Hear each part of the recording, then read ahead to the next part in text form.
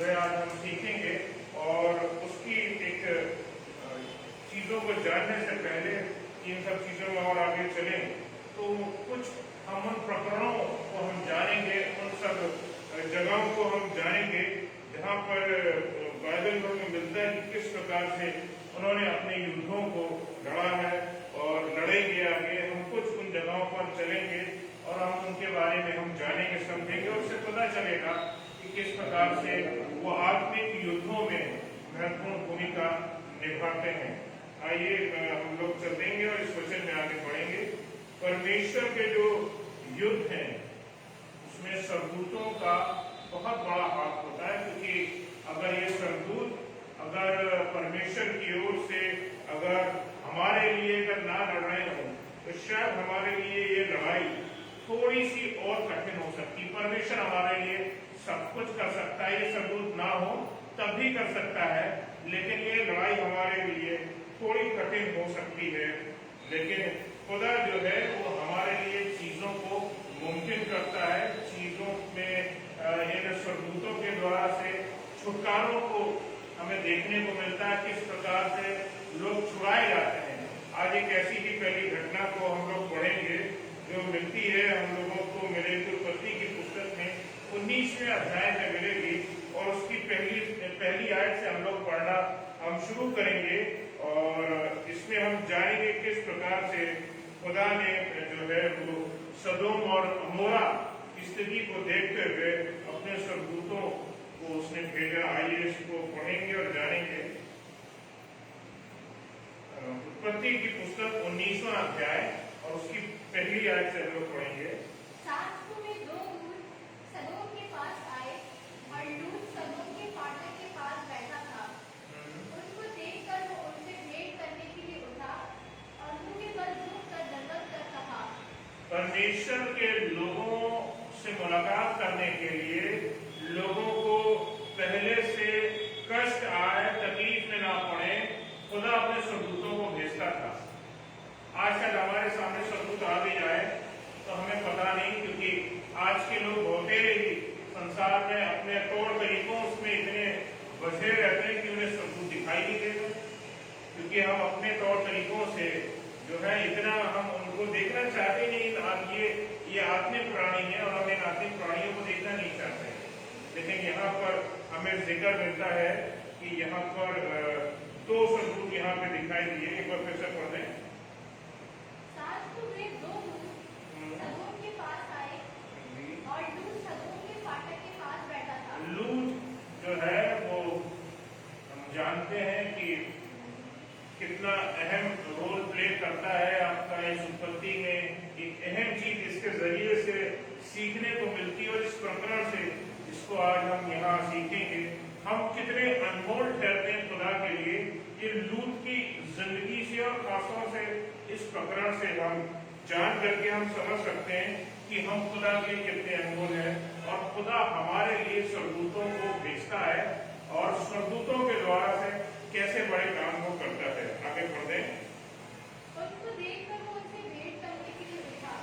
उनसे भेंट करने के लिए और सरदूतों से भेंट करने के लिए उठा और मुंह के बल झुककर दंडवत कर कहा, हे मेरे प्रभु, जी अपने दास के घर में पधारिए। एक बड़ा काम किया कि उसने खुदा के लोग मान करके सरदूतों को वो इज्जत दी जो किसी भी परमेश्वर के दास सेवा को मिलनी चाहिए, वही सरदूत को दी। आगे बढ़ते हैं। और रात भर विश्राम कीजिए और रात भर विश्राम कीजिए और अपने पाँव धोइए, फिर भोर को उठकर अपने मार्ग पर जाइए।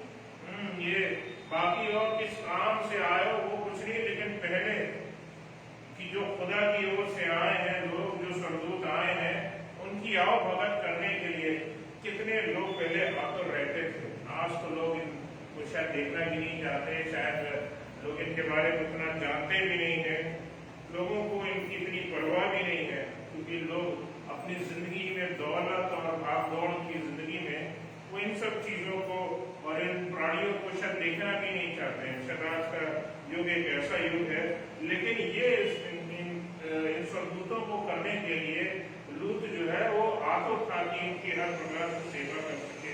आगे बढ़े।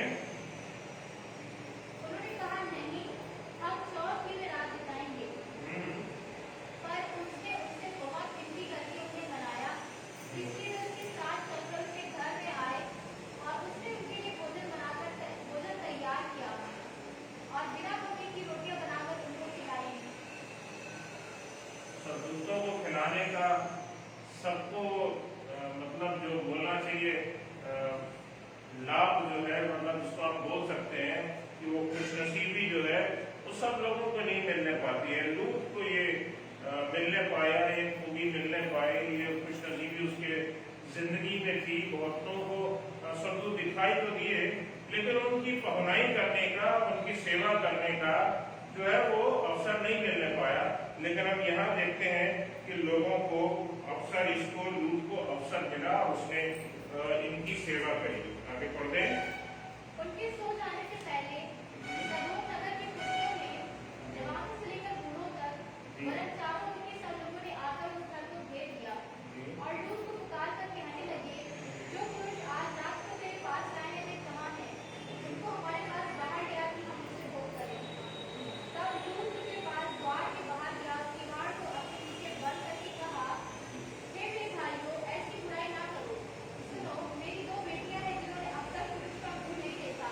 इच्छा हो तो मैं उन्हें तुम्हारे पास ले आऊं और तुमको जैसा अच्छा लगे वैसा उनसे व्यवहार उनसे करो, पर इन पुरुषों को खुश ना करो, क्योंकि खुदा की ओर से अगर हम देखें, ये कितना भय रखने वाला ये व्यक्ति था, जिसने खुदा के लोगों को पवित्र जान करके जो है खुद दुख उठाने ज्यादा अहमियत समझी। ये जगह जो सदोम है, सदोम और अमोरा की जो जगह है, ये वो जगह है जहाँ बाद में खुदा ने जगह को आग और गंधक से इसको तबाह किया। परमेश्वर ने जगह को तबाह किया और आज जो है ये वो जगह कहलाती है जहाँ पर डेड सी है आपका। और यहाँ पर बहुत सारे लोग जाते हैं कि उस जगह गंगा है, उस डेड सी में, और लोग अपने आप को नहाते हैं कि किसी प्रकार से उनकी जो चर्म, उनकी जो प्रॉब्लम्स है वो ठीक हो सके। मैं भी गया था इस स्थान पर, लेकिन अजीजों में उस स्थान पर वो सारा काम मैंने नहीं किया, क्योंकि मैं जानता हूँ कि ये वो स्थान है जहाँ परमेश्वर का क्रोध उस स्थान पर उतरा था और ये बात मेरे दिल में थी, और इसलिए मैंने उस जगह में, उस डेड सी में, उस सदोम के उस इलाके में जहाँ गंधक गिरी थी, वैज्ञानिक इसकी पुष्टि करते हैं कि उस जगह में, उस डेड सी के तल में जो है वो बहुत प्रचुर मात्रा में जो है वो गंधक पाई जाती है। और बहुत सारे लोग जो आते हैं वो उसमें वहाँ नहाते हैं, धोते हैं और वहाँ की जो मिट्टी है उसको ले जाते हैं। लेकिन मैंने उसमें, जब मैं गया, मैं उसमें सन 2019 में जब मैं वहाँ गया था, तो मैंने उसमें पाँव रखने की कोशिश नहीं करी, क्योंकि मैं इस बात का भय रखता हूँ कि खुदा बाप का, परमेश्वर का जो क्रोध है वो वहाँ पर उतरा था। और मैंने अपने आप को इन सब चीजों से दूर रखा। कि जगह एक ऐसी जगह थी जिसको खुदा ने तबाह किया, बर्बाद किया।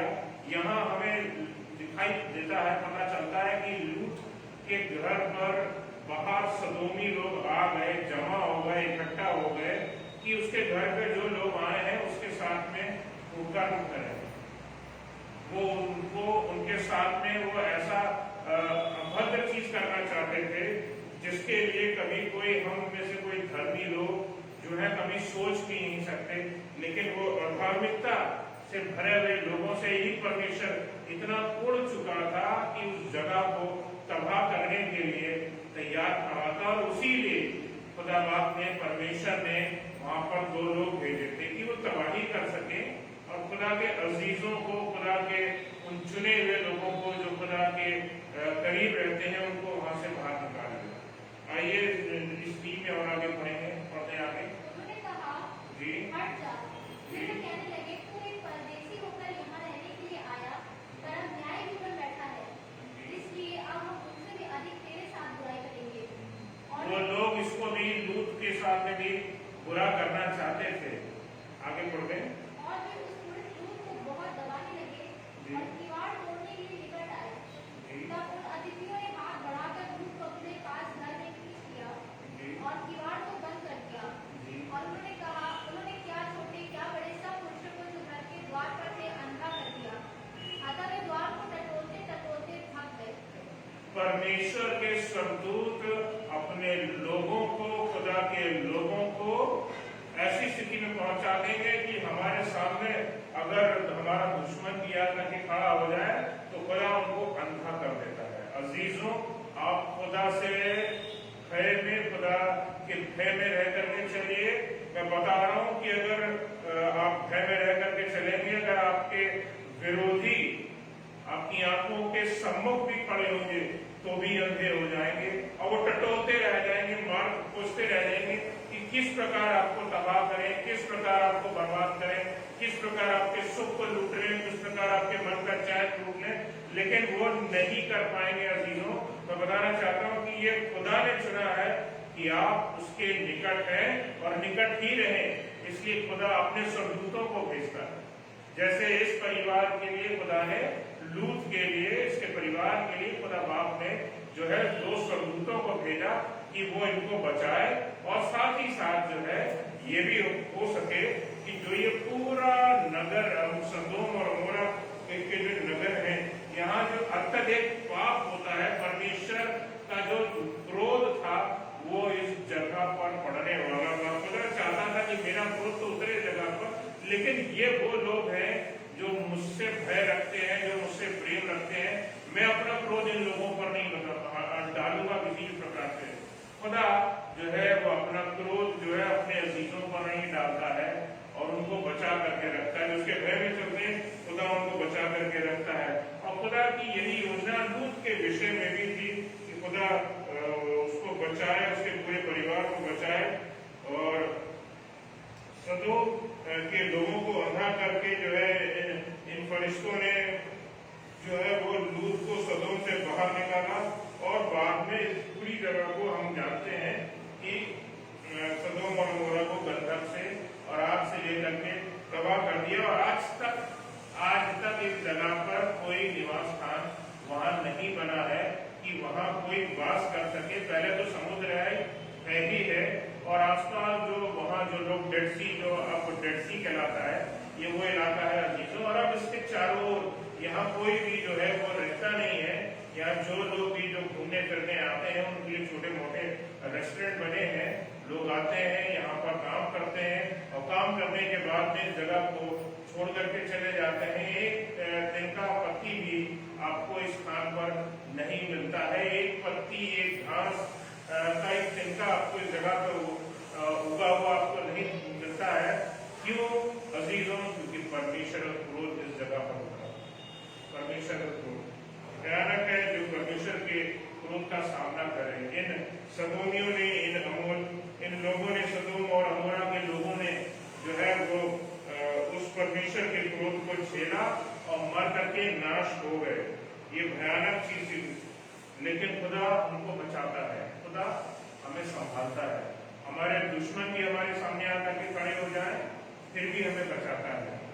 और जब लूत की और इनके बीच की बातचीत होती थी, जब नाश होने की तो बात आई कि कौन पर छोड़ दिया जाएगा, क्योंकि लूत को ये अपना नगर बहुत पसंद था, उसको यहाँ के लोग कुछ उसको अपने बहुत पसंद थे, उसको अपने परिवार की बहुत चिंता थी। तो फिर उसने पूछना फिर शुरू किया, भैया पूछताछ शुरू हुई, भैया कितना बचाया जा सकता है, किस किस को बचाया जा सकता है, क्या 50 बचेंगे, क्या 40 बचेंगे, क्या 30 बचेंगे। लेकिन खुदा के लोगों का बताना चाहता हूँ, सिर्फ लूत और उसके खानदान को छोड़ करके ये पूरा जो जगह है वो पूरी तबाह कर दी गई, बर्बाद हो गई। और इसमें खुदा के फरिश्तों का हाथ, ये युद्ध करने वाले फरिश्ते थे, इन्होंने न जाने उस समय बड़े से लेकर छोटे तक सबको मार करके खत्म किया होगा, क्योंकि ये पूरा का पूरे 2 राज्य ऐसे थे, ये नगर ऐसे थे जो खुदा के हुजूर रह करके नहीं चलना चाहते थे और पाप में जिंदगी को गुजारते थे। एक जगह और चलेंगे, निकालेंगे निर्गमन की पुस्तक और उसके 14वें अध्याय में चलेंगे, 14 चैप्टर, उसकी 19वीं और उसकी 20वीं आयत को हम लोग देखेंगे। और ये वो जगह है निर्गमन 14 और उसकी 19 से 20, ये वो जगह है जब इजरायली मिस्र से बाहर निकल रहे थे और जब वो लाल सागर के पास में आ गए थे और उनका पीछे करते हुए भी जो थे वो मिस्री लोग वहां पर आ पहुंचे थे। मिल जाए तो इसको पढ़ दें। और परमेश्वर का दूत इजरायली सेना के आगे आगे चला करता था, जी, जाकर उनके पीछे हो गया लिखा है जो ये परमेश्वर का जो सरदूत था, जो आपका पहले कभी जब रात होती थी तो उसमें जरूरत पड़ती थी तो वो रोशनी का काम किया करता था, लेकिन यहाँ पर हमें जब जिक्र आता है, इसको हम पढ़ते हैं तो ये इसमें बादल का खंभे के रूप में हमें नजर आता है। और जब हम इसको हम पढ़ते हैं तो पता चलता है कि पहले तो आगे आगे और बाद में पीछे, जब मिस्री आ गए कि इजरायली आगे थे और पीछे मिस्री थे, उनका जो पीछा कर रहे थे, तो इन दोनों के बीच में ये सरदूत जो है वो बादल बन करके आकर के खड़ा हो गया, बादल बन करके खड़ा हो गया अजीजों। और ये वो चीज थी जो कभी शायद इससे पहले किसी ने नहीं देखी थी। और अद्भुत चीज ये थी कि जब जिस ओर इजरायली थे, ये बादल जो था यानी सरदूत जो था वो ऐसी चमक रखे हुआ था कि उस ओर तो रोशनी दिखाई देती थी, जबकि दूसरी ओर जिस ओर आपके मिस्री लोग थे उधर अंधेरा था। इस आयत को पढ़ लें पूरा 19 और 20 को। और बादल का खंभा उसके आगे से हटकर उसके पीछे जा ठहरा। जी। इस प्रकार वो मिस्रियों की सेना और इस्राएलियों की सेना के बीच में आ गया, और बादल और अंधकार में था, कभी रात को भी प्रकाश खिलता रहा। रात को प्रकाश रहा, ये प्रकाश इसी बादल के खंभे से था। एक तरफ बादल का एक तरफ का सिरा जो इजरायलियों की तरफ था, उस तरफ तो रोशनी थी, और इस बादल के खंभे का एक सिरा जो मिस्रियों की तरफ था, उधर सिर्फ और सिर्फ अंधेरा था। खुदा हमारे लिए अपने सरदूतों को जब भेजता है तो वो फिर नहीं देख पाते, कभी उनको अंधा बना देता है और कभी ऐसी स्थिति दे देता है कि आंखें तो होती हैं लेकिन फिर भी आप देखने योग्य नहीं ठहरते, क्योंकि सरदूत ने कुछ इस प्रकार का बादल का एक ऐसा खंभा बन गया कि भैया बादल के इस तरफ से उस तरफ हमें कुछ दिखाई नहीं देता। बहुत सारे लोग पहाड़ों पर घूमने जाते हैं, वहां से जो है वो आपके बादलों का दर्शन करते हैं और वो बादलों के बीच में से हो करके जाते हैं, और फिर भी जो है उन्हें लोग दिखाई देते हैं कि हाँ भैया इस पहाड़ी पर ये लोग हैं, यहाँ से गाड़ी आ रही है और ये सब कुछ दिखाई देता है उनको। लेकिन यहाँ पर हमें पता चलता है कि एक तरफ अंधेरा और दूसरी तरफ रोशनी की। खुदा हमारे लिए इन लोगों को भेजता है, इन सरदूतों को भेजता है ताकि हमारी सुरक्षा की जा सके। और पूरे 40 साल में जब जब खुदा जो रहा साथ में रहा, 40 साल जब ये पूरा समय बयाबान में इजरायलियों ने गुजारा, ये वो समय था जब ये फरिश्ता उनके आगे आगे चलता था। आगे सुबह जब चलता था तो वो बादल बन करके चलता था, उनको छांव देता था, उनको सुकून के साथ में लिए हुए चलता था।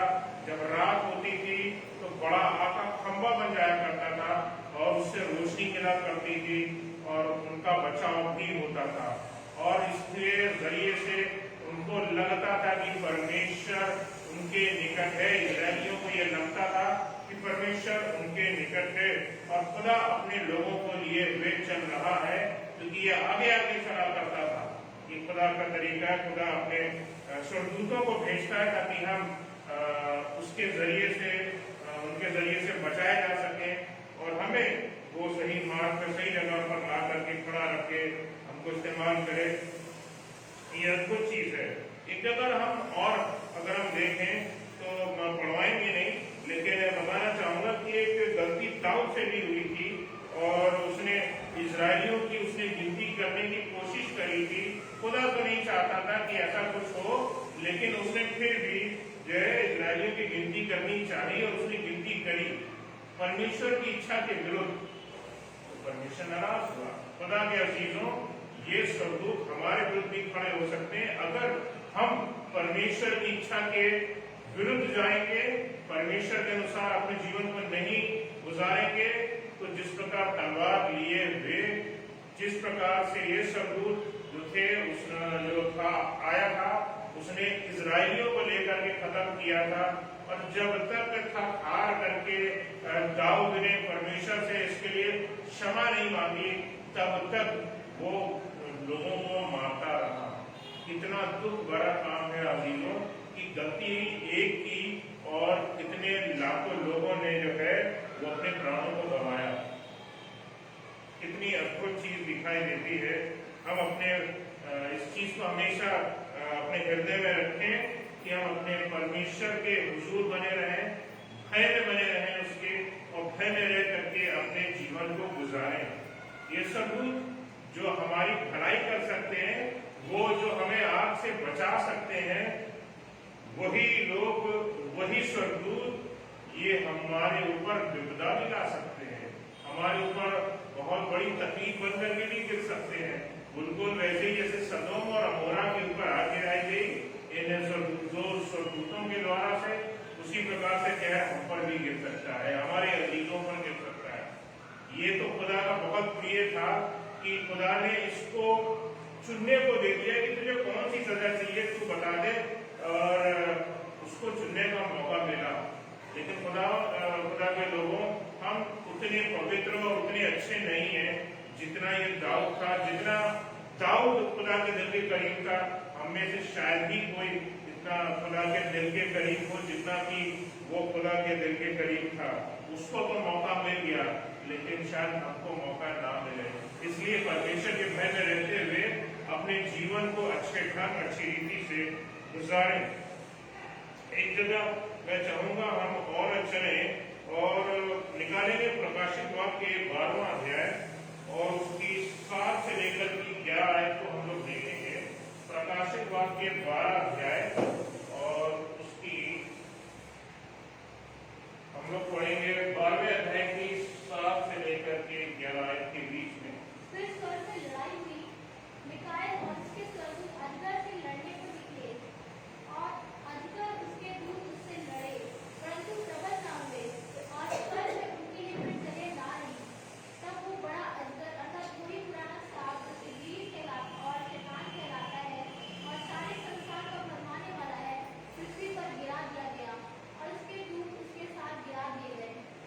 फिर मैंने स्वर्ग से ये बड़ा शब्द आते हुए सुना, अब हमारे परमेश्वर का उद्धार और सामर्थ और राज्य और उसके मसीह का अधिकार प्रकट हुआ है, क्योंकि हमारे भाइयों पर दोष लगाने वाला, जो रात दिन हमारे परमेश्वर के सामने पर दोष लगाया करता था, गिरा दिया गया है।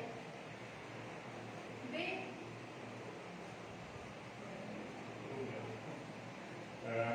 इसको मैं पढ़ देता हूँ क्योंकि इसमें समझाने की चीजें थोड़ी हैं। इसकी 7वीं आयत से दोबारा इसको मैं पढ़ता हूँ आप लोगों के सामने, ताकि आप लोग इसकी गहराई को जान सकें। और इसमें लिखा हुआ स्वर्ग में युद्ध हुआ, और जब हम इस युद्ध की हम बात करते हैं तो मैं बताना चाहता हूँ कि ये स्वर्ग में ये युद्ध शैतान और परमेश्वर के बीच में अंतिम वास्तविक युद्ध के विषय में यहाँ पर बात हो रही है। और ये होगा और आकाशों में जहाँ शैतान शासन करता है उससे अधिकार लेने के लिए, छीन लेने के लिए ये युद्ध होगा। ये भविष्य का ये युद्ध है जिसके बारे में यहाँ पर जिक्र हो रहा है। और आगे दे रखा है मिकाएल और उसके, या इंग्लिश में जिसको हम माइकल बोलते हैं, और उसके स्वर्गदूत जो है वो ड्रैगन के विरुद्ध में, यानी शैतान के विरुद्ध में ड्रैगन और उसके स्वर्गदूत उससे लड़े। अब यहाँ पर मैं बताना चाहता हूँ कि जब हम स्वर्गदूतों के बारे में हम पढ़ रहे हैं, जान रहे हैं, समझ रहे हैं, तो बताना चाहता हूँ कि स्वर्गदूत जो है वो ठीक सशरीर लड़ते हैं और मनुष्य की तरह, और वे भौतिक और संसारिक राज्य में कार्य करने के योग्य हैं। और आखिरकार स्वर्ग और दूसरे ग्रह पृथ्वी के समान भौतिक तत्व हैं, मैं बताना चाहता हूँ। और स्वर्गदूतों ने वे ये सब किया है और सब कर सकते हैं जो मनुष्य करता है, जो हम करते हैं, वो तमाम चीजें जो हैं वो ये स्वर्गदूत कर सकते हैं और करते हैं।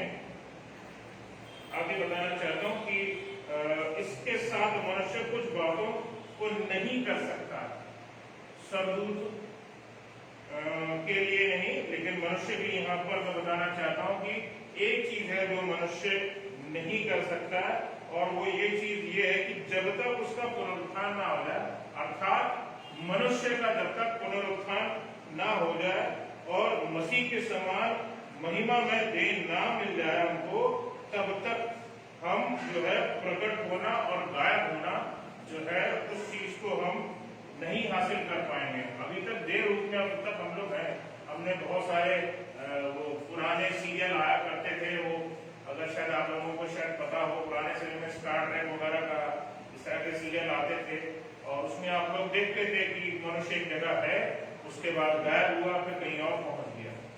लेकिन ये चीजें आज हमारे लिए संभव तो नहीं है, लेकिन जब हम जो है पुनरुत्थान के बाद में इस स्थिति में पहुंच सकते हैं, यीशु मसीह ने भी इस स्थिति को हासिल किया है। और हम पढ़ेंगे, जानेंगे और उस विषय में हम समझेंगे कि कहां पर इन सब चीजों को उसने हासिल किया है कि ये जो मसीह की समान महिमामय देह जब तक ना मिल जाए और प्रकट होना और गायब होना भौतिक तत्वों से होकर के गुजरता है। और इसके लिए जो है अगर हम पढ़ना चाहें तो यूहन्ना उसकी 21वां अध्याय और उसकी 14वीं आयत को हम लोग देख लें। यूहन्ना 21वां अध्याय और उसकी 14वीं आयत। ये तीसरी बार है कि यीशु मरे हुए से जी उठने की बात चेलों को दिखाई दिया। जी उठने के बाद तीसरी बार दिखाई दिया। क्या ये स्थिति यीशु मसीह की जी उठने से पहले थी? क्या वो कभी गायब हो करके कहीं और पहुंच जाया करता था?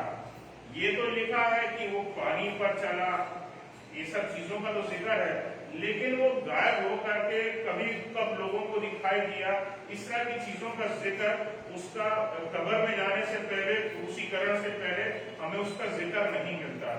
लेकिन यहाँ पर हमें पता चलता है जब मसीह ने मृत्यु को जीत लिया, उसके ऊपर जयवंत हो गया, हमें भी जयवंत होना है। अभी हम उस स्थिति को हासिल नहीं किए हैं अजीजों, और हमें इस स्थिति को अभी हमें हासिल करना है, हमें उस चीज को ग्रहण करना है। अभी हमने उस चीज को हासिल नहीं किया है। बताना चाहता हूँ आगे कि स्वर्गदूत मनुष्यों के समान उठा लिए जाने और जंजीरों में बंदी गृह में बांधे जाने में सक्षम है। जिस तरह इंसान को चेन किया जा सकता है, बांधा जा सकता है, उसी तरह स्वर्गदूतों को भी बांधा जा सकता है। एक जगह पढ़ दें हम लोग, दूसरा पतरस और उसका दूसरा अध्याय और उसकी 4थी आयत को हम लोग देखेंगे। दूसरा पतरस दूसरा अध्याय और उसकी 4थी आयत।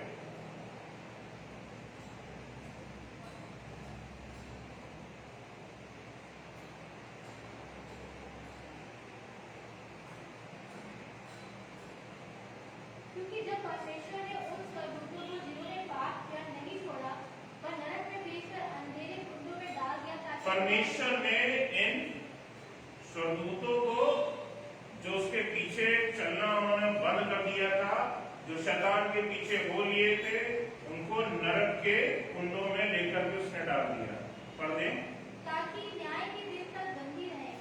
न्याय के दिन तक बंदी रहे। वो न्याय का दिन अभी आया नहीं अजीजों, लेकिन ये वहां बंदी पड़े हैं, ये वहां बंदी पड़े। बिल्कुल जैसे मनुष्य को बंदी किया जा सकता है, बंदी बनाया जा सकता है, ये आत्माएं हैं, लेकिन इनको बंदी बनाया जा सकता है। ये बहुत ही जोरावर आत्माएं होती हैं। स्वर्गदूत जो होते हैं वो बहुत जोरावर होते हैं, लेकिन इनको भी बंदी बनाया जा सकता है और इनको बंदी बनाया गया है। जैसे कि इस क्वेश्चन में हम लोग यहाँ पर हम पढ़ रहे हैं। फिर आगे मैं बताना चाहता हूँ कि यहाँ पर सारे गिराए हुए स्वर्गदूत सदा के लिए नरक में डाल दिए जाएंगे। ये चीज का जो जिक्र है, खुद यीशु मसीह ने इस चीज का जिक्र किया है। मत्ती 25 को अगर हम लोग पढ़ेंगे, मत्ती 25 में और उसकी 41वीं आयत में हम लोग यहाँ पढ़ेंगे। मत्ती 25 और उसकी 41 आयत को हम लोग देखेंगे। तब वो बाईं ओर वालों से कहेगा, हे शापित लोगों, मेरे सामने से उस अनंत आग में चले जाओ जो शैतान और उसके दूतों के लिए तैयार। परमेश्वर ने ये शैतान और उसके साथियों के लिए तैयार किया। जीजो, मैं बताना चाहता हूँ ये नरक खुदा ने हमारे लिए तैयार नहीं किया। लेकिन आज अगर हम अपने खुदा के हुजूर नहीं चलेंगे, अगर आज हम अपने परमेश्वर के हुजूर नहीं चलेंगे उस तरीके से, उस मार्ग से, उस प्रॉपर चैनल से जैसे वो चाहता है कि हम चलें, तो हम शैतान के उन साथियों के समान ठहरेंगे। और जिस प्रकार शैतान को और उसके साथियों को लेकर के उस अनंत आग में डाल दिया जाएगा सदाकाल के लिए, दुख झेलने के लिए, तो हम भी इस चीज को झेल रहे होंगे अनंत काल तक। इस आयत को एक बार फिर से पढ़ते हैं।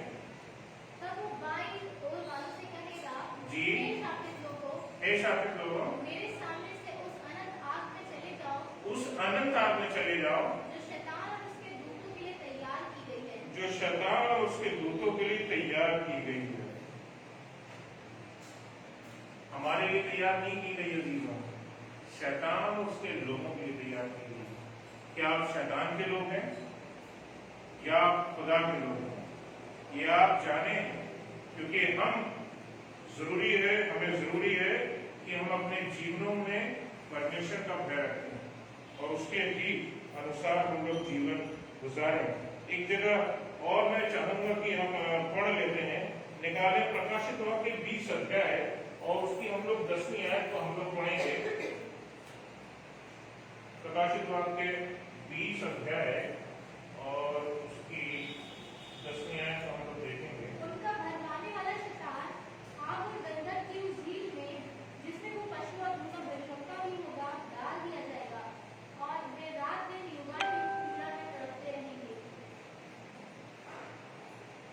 बताना चाहता हूं कि लिखा है कि शैतान को उन्हें भरमाया था, शैतान को जिसने उन्हें भरमाया था आग और गंधक की झील में, जिसमें वो पशु यानी कि वो शैतान और झूठा भविष्यवक्ता भी होगा, डाल दिया जाएगा और सदा सर्वदा रात दिन जो है वो लोग जो है, ये लोग जो है वो पीड़ित होते रहेंगे, तड़पते रहेंगे। यानी इससे एक चीज तो क्लियर हो गई अजीजों कि जो नर्क में डाल दिया जाता है उस नर्क की आग में मर्द करके खत्म नहीं होता। हम यहाँ पर इस पृथ्वी की आग में हम उठाते हैं, चीजों को डाल देते हैं, वो जल जाती है, या कोई धातु अगर होती है तो बाद में वो पिघल जाती है, गर्म होती है और एक वक्त के बाद पिघल जाती है। लेकिन अजीजों यहाँ पर अनंत काल की आग में जब कोई मनुष्य डाला जाता है तो अजीजों वो अनंत आग को झेलता है अनंत काल के लिए। इसलिए इस बात को है का विषय जाने और परमेश्वर के विषय, परमेश्वर ने आपको जो जीवन दिया है खटखटाते हुए अपने जीवन को गुजारें और उस भय में रह करके खुदा की सेवा करें। यहाँ पर मैं बताना चाहता हूँ कि इसमें जिक्र किया गया कि वह पशु और झूठे भविष्यवक्ता भी होगा। इसके 1000 वर्षों पूर्व ये जिस समय की बात करी गई है उससे 1000 साल पहले पशु और झूठे भविष्यवक्ता को आग की झील में डाल दिया गया था, जिसका जो जिक्र है इस आयत में 19 प्रकाशित वाक्य 19 और उसके 20 में जिक्र है। और वे 1000 वर्षों के बाद भी वही हैं और ये सिद्ध कर रहा है कि नर्क और अनंत यातना वास्तविकताएं हैं। इनको कभी भी कोई भी व्यक्ति हल्के में ना ले कि भैया हमने तो पता नहीं और हम तो जब ये जिंदगी है जैसी हम गुजार रहे हैं हमने तो कभी नर्क देखा नहीं, तो इसीलिए हमारे लिए तो स्वर्ग यही है और जो कुछ है वो यही है। इसलिए परमेश्वर के लोगों ये अनंत यातना है जो अनंत काल के लिए रखी गई है इन लोगों के लिए।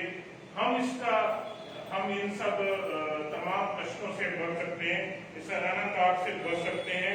परमेश्वर की भय रखते हुए हम अपने तमाम सेवकाई को करें, सेवा को करें, जीवन को गुजारें और उसी में रहते हुए आगे बढ़ें। ये एक ऐसी आग है जो कभी बुझेगी नहीं, कभी खत्म नहीं होगी और वहां हमारे लिए कोई भी, जब हम चिल्लाते रह जाए, चीखते रह जाए, हमारे लिए कोई सहारा नहीं आएगा। यीशु मसीह को हम पुकारेंगे, यीशु मसीह हमारे लिए नहीं आएगा।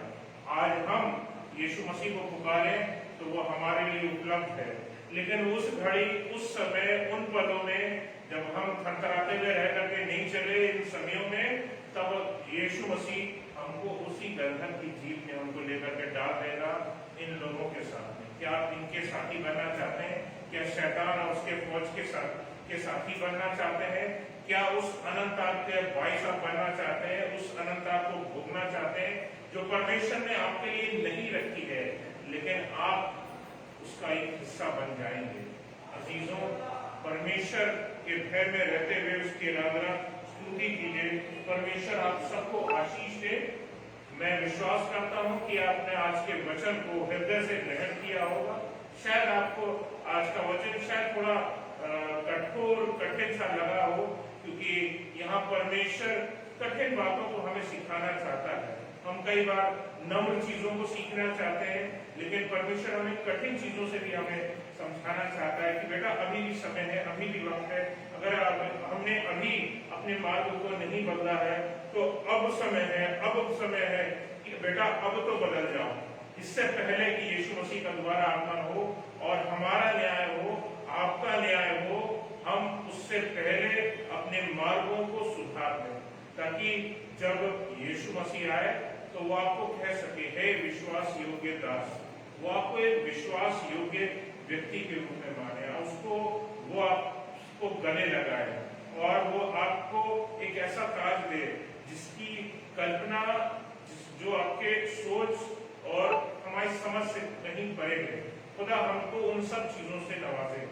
आप इन चीजों की ओर देखना चाहते हैं या उस गंधक की आग की ओर देखना चाहते हैं, जिस गंधक की आग में कभी खत्म हो गए सदोम और अमोरा के लोग भी, और वो तमाम लोग जो तैयार खड़े हैं उस आग के लिए, जिनके अंदर परमेश्वर का भय नहीं और अपने जीवन को बिल्कुल भी परमेश्वर के हुजूर जान करके नहीं चल रहे। आप किस प्रकार अपने जीवन को गुजार रहे हैं? अजीजों, ये समय है, ये चेक पॉइंट है। आज का वचन एक चेक पॉइंट है कि आज खड़े हो, चेक करें अपनी जिंदगियों को, हम बदलें। अगर हमने अभी तक अपने मार्गों को बदला नहीं है, मैं नहीं बोलता कि आप मेरे सामने आकर के अपने पापों का, अपनी गलतियों का अंगीकार कीजिए। आप और आपके परमेश्वर के बीच का संबंध अच्छा होना चाहिए। अगर आपके खुदा ने आपके हृदय पर अगर आपके दस्तक दी है तो ये समय आपके पास है कि अपने हृदयों को बदलें, अपने जीवन के मार्गों को बदलें और खुदा आपको बहुतायत से आशीष